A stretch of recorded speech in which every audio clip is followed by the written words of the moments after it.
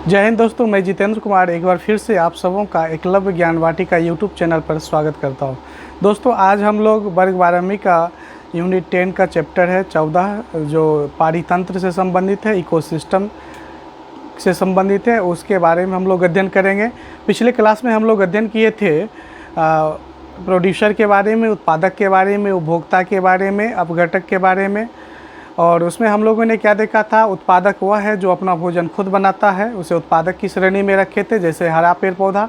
उपभोक्ता अर्थात कंज्यूमर क्या था, जो उत्पादक को खाता था, अर्थात जैसे शाकाहारी जीव था जो प्राथमिक कंज्यूमर था। कंज्यूमर को भी 3-4 श्रेणी में बांटे थे, consumer first, consumer second, consumer third, अर्थात प्राथमिक उपभोक्ता, द्वितीयक उपभोक्ता, तृतीयक उपभोक्ता और अंत में सर्वोच्च उपभोक्ता था जिसे कोई नहीं खाता था। सर्वोच्च उपभोक्ता जब मरता था तो फिर उसका अपघटन माइक्रो ऑर्गेनिज्म, बैक्टीरिया, फंगस ये सब के द्वारा होता था और फिर जो उस जैव अणु है वो फिर मिट्टी में मिल जाता था। इस तरह से बायोजियो केमिकल साइकिल चलता था। इसके बारे में हम लोग पिछले वीडियो में देख चुके थे। इसके बाद हम लोगों ने क्या देखा था, लिंडमान का नियम क्या है, लिंडमैन ने कैसे ऊर्जा से संबंधित 10% रूल को दिया, कैसे प्रत्येक पोषी स्तर से ऊर्जा का मात्र 10% भागी जाता है। इन सब चीज़ों को हम लोगों ने देखा था। अब आज हम लोग देखते हैं पिरामिड। आखिर इकोलॉजिकल पिरामिड क्या है, पारिस्थितिकी पिरामिड किसे कहते हैं। पिरामिड एक सामान्य सा शब्द है।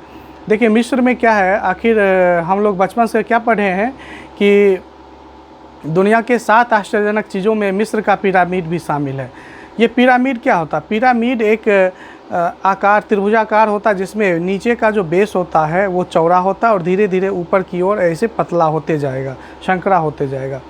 मिस्र में क्या था कि जब कोई मरता था तो उसको मिट्टी के नीचे दफना दिया जाता था, उसके ऊपर पत्थर रखा जाता था, एक बड़ा सा पत्थर, फिर बड़ा सा पत्थर के ऊपर एक छोटा सा पत्थर, उसके ऊपर उससे छोटा पत्थर। इस तरह से देखें तो क्या होता था कि वहाँ पर मिस्र में जैसे एक व्यक्ति मर गया तो इसको दफनाने के बाद सबके ऊपर क्या होता था, एक बड़ा सा पत्थर रख दिया, इसके ऊपर इससे छोटा, इसके ऊपर इससे छोटा, इसके ऊपर इससे छोटा, और इस तरह से एक आकृति का रूप ले लेता था जिसे पिरामिड कहा गया। इसी पिरामिड का उपयोग यहाँ पे हम लोग समझने के रूप में करेंगे कि आखिर पारिस्थितिकी पिरामिड क्या है। पारिस्थितिकी अर्थात इकोलॉजी में इकोलॉजिकल पिरामिड क्या है और ये कैसे काम करता है, ये कैसे बनता है। तो सबसे पहले हम लोग समझें कि पारिस्थितिकी पिरामिड क्या है। तो हम लोगों ने क्या देखा था कि खाद्य श्रृंखला में उत्पादक से लेकर अपघटक तक प्रत्येक पोषी स्तर पर हर एक जीव एक दूसरे पर भोजन के लिए आश्रित है। सूर्य के प्रकाश से हरे पेड़ पौधा प्रकाश संश्लेषण की क्रिया के द्वारा भोजन बनाता था जो उत्पादक की श्रेणी में है। उत्पादक को फिर प्राथमिक उपभोक्ता खाता है, प्राथमिक उपभोक्ता को द्वितीयक उपभोक्ता, द्वितीयक उपभोक्ता को तृतीयक उपभोक्ता, तृतीयक उपभोक्ता को सर्वोच्च उपभोक्ता और सर्वोच्च उपभोक्ता फिर अपघटन के बाद फिर मिट्टी में मिलता है। और यह जो बायोलॉजिकल जो साइकिल है ये चलते रहता है। तो यहाँ पर हम लोग क्या देखते हैं कि आहार श्रृंखला में, फूड चेन में ये क्रमिक रूप से होता है। क्रमिक रूप से उच्च पोषण स्तरों में संख्या अर्थात नंबर, बायोमास और ऊर्जा, 3 चीज़ है, संख्या, बायोमास और ऊर्जा। हम लोग विज्ञान जो पढ़ेंगे उसमें ज़्यादातर चीज़ देखेंगे 3 से ही संबंधित होगा। तो यहाँ भी देख रहे हैं इकोलॉजिकल पिरामिड कितने प्रकार, मतलब इसमें कितने प्रकार के हैं, 3 प्रकार के हैं। तो इसमें 3 ही चीज़ है, ज़्यादातर हम लोग देखेंगे 3 से संबंधित होगा। तो यहाँ पर क्या है कि संख्या के आधार पर, बायोमास के आधार पर और ऊर्जा के आधार पर क्या है कि क्रमशः हानि होती है। इस प्रकार से होती है कि इसका आकार पिरामिड जैसा हो जाता है, इसे ही पारिस्थितिकी पिरामिड कहते हैं। और इसका मतलब हुआ कि यहाँ पे जो हानि हो रहा है उसका तुलना किए पिरामिड से, तो इसका नाम ही दे दिए इकोलॉजिकल पिरामिड। तो चलिए हम लोग देखते हैं कि आगे पारिस्थितिकी पिरामिड को कितने भागों में बांटा गया है। तो पारिस्थितिकी पिरामिड को संख्या के आधार पर बांटा गया है, बायोमास के आधार पर बांटा गया है और ऊर्जा के आधार पर बांटा गया है।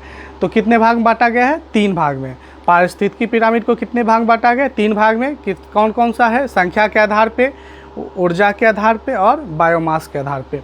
अब देखिए इसमें हम लोग देखेंगे कि कभी कभी होगा पिरामिड सीधा होगा तो कभी उल्टा हो जाएगा। सीधा का मतलब क्या हुआ कि जब पिरामिड का बेस का मतलब आधार, जब पिरामिड का आधार चौड़ा होगा और ऊपर की ओर धीरे धीरे, मतलब शीर्ष, ये आधार है और ये शीर्ष है, ये त्रिभुजाकार है, तो जब नीचे का भाग चौड़ा और ऊपर का भाग धीरे धीरे संकरा मतलब पतला होते जाएगा तो इसको कहेंगे सीधा पिरामिड। और इसके विपरीत क्या होगा, जब आधार हो जाएगा संकरा और ऊपर का भाग जो शीर्ष भाग है वो चौड़ा हो जाएगा तो इसको कहेंगे उल्टा पिरामिड। अक्सर परीक्षा में पूछा जाता है कि जैसे कोई पिरामिड का नाम दे देगा, कहेगा जैसे घास का पिरामिड संख्या के आधार पे कैसा होगा, सीधा पिरामिड होगा या उल्टा पिरामिड होगा। ऑब्जेक्टिव क्वेश्चन में अक्सर ऐसा पूछा जाता है, ऊर्जा पिरामिड कैसा होता है, बायोमास के आधार पर पिरामिड घास का मैदान का पिरामिड कैसा होगा, फॉरेस्ट इकोसिस्टम का पिरामिड कैसा होगा नंबर के आधार पे या बायोमास के आधार पर या एनर्जी के आधार पे। इस तरह से घुमा फिरा के कंपटीशन में क्वेश्चन पूछा जाता है। जहाँ तक बोर्ड परीक्षा का सवाल है तो बोर्ड परीक्षा में डायरेक्ट लिखने को सब्जेक्टिव में देता है कि आप पिरामिड से क्या समझते हैं, ऊर्जा पिरामिड का वर्णन करें या संख्या पिरामिड का वर्णन करें, या ऑब्जेक्टिव में या शॉर्ट क्वेश्चन में दे सकता है। आप लोग इसको देखें, यहाँ पे हम वर्णन कर रहे हैं संख्या पिरामिड को देखते हैं। तो इसको हम लोगों ने दो भाग में बांटा अध्ययन की सुविधा के लिए। पहला बांटा है कि सीधा संख्या पिरामिड।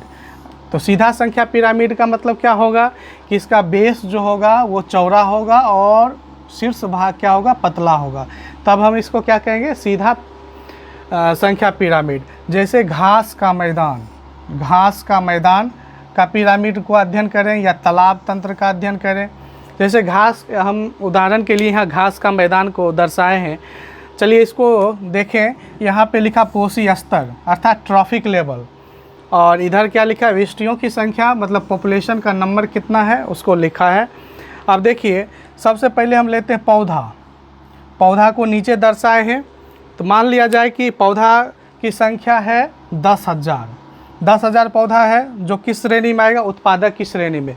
ये पौधा किस में आएगा, उत्पादक की श्रेणी में। इस पौधा को कौन खाएगा, टिड्डा की संख्या 10,000 पौधा है तो 10,000 पौधा को खाने के लिए 10,000 टिड्डा तो नहीं होगा। मान लिए कि यहाँ पे टिड्डा की संख्या है 500, तो ये क्या हो जाएगा, कंज्यूमर फर्स्ट अर्थात प्राथमिक उपभोक्ता। टिड्डा क्या होगा, प्राथमिक उपभोक्ता।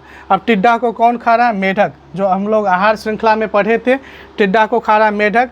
मान लिया कि मेढक की संख्या 50 है तो मेढक क्या होगा, द्वितीयक उपभोक्ता। फिर मेढक को कौन खा रहा है, सांप, स्नेक खा रहा है, और स्नेक की संख्या माना कि 10 है तो ये हो जाएगा कंज्यूमर थर्ड, तृतीयक उपभोक्ता। और फिर सांप को खा रहा है बाज की संख्या है 5, जो हो गया सर्वोच्च उपभोक्ता, टॉप कंज्यूमर। इस तरह से हम क्या देखते हैं कि नीचे से जब ऊपर की ओर जा रहे हैं तो संख्या घट रहा है, नीचे से ऊपर की ओर जाने पर संख्या घट रहा है। पौधा की संख्या 10,000 है और बाज की संख्या कितना है, 5 है। तो घास के मैदान का पिरामिड या तालाब तंत्र का पिरामिड का जब हम लोग संख्या के आधार पर अध्ययन करते हैं तो पाते हैं कि उत्पादक से सर्वोच्च उपभोक्ता की ओर जाने पर संख्या लगातार क्रमिक रूप से घटते जाता है और यह सीधा पिरामिड का निर्माण करता है। लेकिन इसके विपरीत अगर हम लोग दूसरा पिरामिड देखें, फॉरेस्ट पिरामिड, फॉरेस्ट इकोसिस्टम को, तो ये उल्टा पिरामिड बनाता है, इन्वर्टेड इसको कहते हैं, इन्वर्टेड पिरामिड। इसमें इन्वर्टेड में क्या होगा कि आधार पतला होगा और शीर्ष भाग चौड़ा होगा। यहाँ पे देखा जा सकता है कि आधार पतला है और शीर्ष भाग चौड़ा है। अब इसको ऐसे समझिए कि एक जंगल है, एक जंगल में एक पेड़ है, तो पेड़ की संख्या कितनी होगी, एक। उस पेड़ पे पक्षी क्या, एक पेड़ पर क्या एक ही पक्षी रह सकती कि उस पर कई सारी पक्षियाँ होगी। तो पक्षियों की संख्या मान लिया कि 10, कि एक पेड़ है उस पेड़ पर 10 पक्षी बैठी हुई है। तो इसका प्राथमिक उपभोक्ता क्या हुआ, पक्षी जो हुआ 10, इसका संख्या है 10। अब उस पक्षी के शरीर में जो परजीवी है, पैरासाइट है, उसकी संख्या मान लिया 1000। अब उस पैरासाइट में भी तो क्या कहते हैं, उच्च परजीवी होगा, उसकी संख्या माना कि 10,000 है। इस तरह से क्या देख रहे हैं कि एक पेड़ है, एक पेड़ पर 10 बर्ड में फिर 1000 परजीवी, 1000 में फिर हायर पैरासाइट जो है वो है 10,000। तो संख्या नीचे से ऊपर की ओर जाने पे क्या हो रहा है, बढ़ रहा है। अर्थात पहले ये ऐसे था, धीरे धीरे जाने पर ऊपर की ओर बढ़ने पर संख्या बढ़ रहा है। तो शीर्ष भाग ज़्यादा चौड़ा है और नीचे का भाग पतला है। इस तरह से ये उल्टा बना रहा है। तो संख्या के आधार पे फॉरेस्ट पिरामिड हमेशा इन्वर्टेड होगा, जबकि फॉरेस्ट घास का मैदान और तालाब का पिरामिड जो होगा संख्या के आधार पे सीधा बनाता है। तो एग्ज़ाम में पूछा जाता है, यहाँ पे 3 क्वेश्चन पूछा जाएगा। एक, घास का पिरामिड संख्या के आधार पे कैसा बनाता है, तालाब तंत्र का पिरामिड पॉन्ड इकोसिस्टम कैसा पिरामिड बनाएगा, फॉरेस्ट पिरामिड नंबर के आधार पे कैसा बनाता है। 3 तो ऑब्जेक्टिव यहाँ से पूछा जाता है। उसके बाद लॉन्ग क्वेश्चन में पूछ देगा कि संख्या पिरामिड को आप दर्शाएं, संख्या पिरामिड से आप क्या समझते हैं, संख्या पिरामिड का वर्णन करें, या इसको किसी भी ढंग से घुमा फिरा कर पूछा जा सकता है। तो दोस्तों मुझे लगता है कि आप लोग इस कंसेप्ट को समझ चुके होंगे कि संख्या पिरामिड क्या है और पारिस्थितिकी पिरामिड किसे कहते हैं। इसके आगे का वीडियो में हम लोग बायोमास पिरामिड और फिर ऊर्जा पिरामिड का अध्ययन करेंगे। तो आप लोग इसे नोट डाउन कर लें, और जहाँ भी दिक्कत होगा तो आप कमेंट सेक्शन में जाकर आप सवाल कर सकते हैं, हम आपका ज़रूर रिप्लाई देंगे ताकि आपका जो समस्या है उसका निराकरण हो सके। और अगर आपको ये वीडियो अच्छा लगे तो आप इसे लाइक करें, और चैनल को सब्सक्राइब नहीं किए तो सब्सक्राइब ज़रूर करें, ताकि और आपको हर नोटिफिकेशन आएगा, आपको नया नया वीडियो मिलेगा और आपका ज्ञान भी बढ़ेगा और आने वाले एग्ज़ाम में आपको बहुत हेल्पफुल होगा। Thank you. आप इसका स्क्रीनशॉट लेकर आप इसे नोट कर लें।